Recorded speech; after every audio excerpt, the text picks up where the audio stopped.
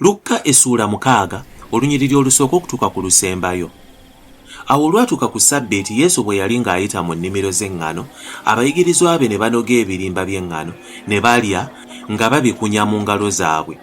Naye Abafalisaayo abamu ne bagamba nti, kiki ekibakoze eky'omuzizo ku Ssabbiiti? Yesu n'abaddamu n'agamba nti, era kino temukisomangako Dawudi kye yakola bwe yalumwa enjala ne be yali nabo, bwe yayingira mu nnyumba ya Katonda n'atoola emigaati egy'okulaga n'alya, era n'agiwa ne be yali nabo, egy'omuzizo okulya wabula bakabona bokka. N'abagamba nti Omwana w'Omuntu ye Mukama wa Ssabbiiti. Awo olwatuuka ku Ssabbiiti endala, Yesu n'ayingira mu kkuŋŋaaniro n'ayigiriza. Mwalimu omuntu ow'omukono ogwa ddyo ogwali gukaze. Awo abawandiisi n'Abafalisaayo ne bamulabiriza oba ng'anaawonyeza ku Ssabbiiti balyoke balabe bwe banaamuloopa.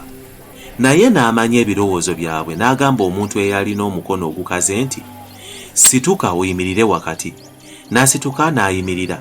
Awo Yesu n'abagamba nti, mbabuuza mmwe, kiki ekikkirizibwa ku Ssabbiiti?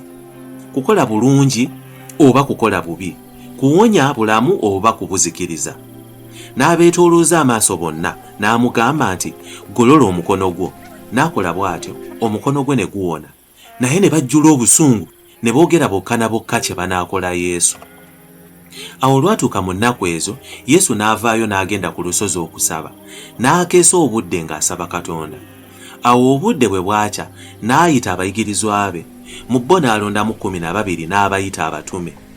Simooni era gwe yatuuma Peetero, n'Andereya muganda we, ne Yakobo ne Yokaana, ne Firipo ne Bartolomaayo, ne Matayo ne Tomasi, ne Yakobo omwana wa Alufaayo, ne Simooni eyayitibwa Zerote, ne Yuda muganda wa Yakobo, ne Yuda Isikaliyooti oyo eyamulyamu olukwe. N'akka nabo n'ayimirira awatereevu, awali ekibiina ekinene eky'abayigirizwa be, n'abantu abava e Buyudaaya yonna ne Yerusaalemi, n'abava ku ttale ly'ennyanja e Ttuulo ne Sidoni, abajja okuwuliriza n'okuwonyezebwa endwadde zaabwe. N'abaali babonyaabonyezebwa dayimooni ne bawonyezebwa. N'ekibiina kyonna ne kisala amagezi okumukomako obukomi, kubanga amaanyi gaavanga mu ye ne gabawonya bonna. Awo Yesu n'ayimusa amaaso ge n'atunuulira abayigirizwa be n'agamba nti, mulina omukisa abaavu, kubanga obwakabaka bwa Katonda bwe bwammwe. Mulina omukisa abalumwa enjala kaakano, kubanga mulikkusibwa. Mulina omukisa abakaaba kaakano, kubanga muliseka. Mulina omukisa abantu bwe babakyawanga, bwe babeewalanga, bwe babavumanga, bwe babayitanga ababi nga babalanga Omwana w'Omuntu. Musanyukanga ku lunaku olwo, mubuukanga olw'essanyu, kubanga laba empeera yammwe nnyingi mu ggulu, kubanga bwe batyo bajjajjaabwe bwe baabakolanga bannabbi. Naye zibasanze mmwe abagagga, kubanga mumaze okuba n'essanyu lyammwe. Zibasanze mmwe abakkuse kaakano, kubanga muli lumwa enjala. Zibasanze mmwe abaseka kaakano, kubanga muli nakuwala, mulikaaba. Zibasanze abantu bonna bwe bali basiima, kubanga bwe batyo bajjajja baabwe bwe baakolanga bannabbi ab'obulimba. Naye mbagamba mmwe abawulira nti, mwagalenga abalabe bammwe, mukolenga bulungi ababakyawa, musabirenga ababavuma. Oyo akukubanga ku ttama omukyusizanga n'eddala, n'akuggyangako omunagiro gwo n'ekkanzu togimugaananga. Buli akusabanga omuwanga, n'oyo akuggyangako ebintu byo tobimusabanga nate. Era nga bwe mwagala abantu okubakolanga, nammwe mubakolenga bwe mutyo. Kale bwe mwagala abo ababaagala mmwe, mwebazibwa ki? Kubanga n'abantu abalina ebibi baagala abo ababaagala. Era bwe mukola obulungi ababakola obulungi mmwe, mwebazibwa ki? Kubanga n'abantu abalina ebibi bakola bwe batyo. Era bwe mubaazika abo be musuubira okubawa, mwebazibwa ki? N'abantu abalina ebibi baazika bannaabwe abalina ebibi, balyoke basasulwe kye babaazise. Naye mwagalenga abalabe bammwe, mubakolenga bulungi, mwazikenga nga temusuubira kubaddiza, n'empeera yammwe eriba nnyingi, nammwe muli babaana b'oyo ali waggulu ennyo, kubanga ye mulungi eri abo abateebaza n'ababi. Mube n'ekisa nga kitammwe bw'alina ekisa. Era temusalanga musango, nammwe temulisalirwa. Era temusinzanga muntu musango, nammwe temulisinzibwa musango. Musonyiwenga, nammwe mulisonyiibwa. Mugabenga, nammwe muligabirwa. Ekigere ekirungi ekikkaatiddwa, ekisuukundiddwa, eky'omuyiika, kye baliweebwa mu kifuba, kubanga ekigere ekyo kye mugera, nammwe kye muligererwa.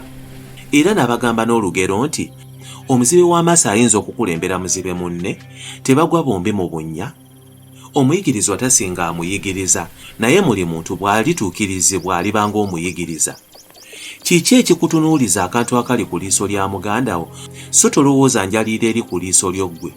Oba oyinza otya okugamba muganda wo nti muganda wange ndeka nkuggyeko akantu akakuli ku liiso lyo, so nga tolaba njaliira eri ku liiso lyo ggwe?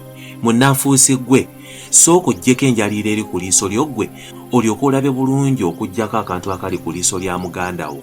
Kubanga tewali muti mulungi ogubala ebibala ebibi newankubadde omuti omubi ogubala ebibala ebirungi. Kubanga buli muti gutegeererwa ku bibala byagwo. Kubanga tebanoga ttiini ku busaana, so tebanoga zabbibu ku mwenyango. Omuntu omulungi ekintu ekirungi akijja ku tterekero ly'eddungi ery'omutima gwe, n'omubi ekibi akijja mu tterekero ly'ebbi, kubanga ku ebyo ebijjula mu mutima akamwa bye koogera. Era mumpitira ki mukama wammwe, so temukola bigambo bye njogera? Buli muntu yenna ajja gye ndi n'awulira ebigambo byange era n'abikola, n'abalaga bw'afaanana. Afaanana ng'omuntu eyazimba ennyumba n'asima wansi ennyo, omusingi n'agussa ku lwazi.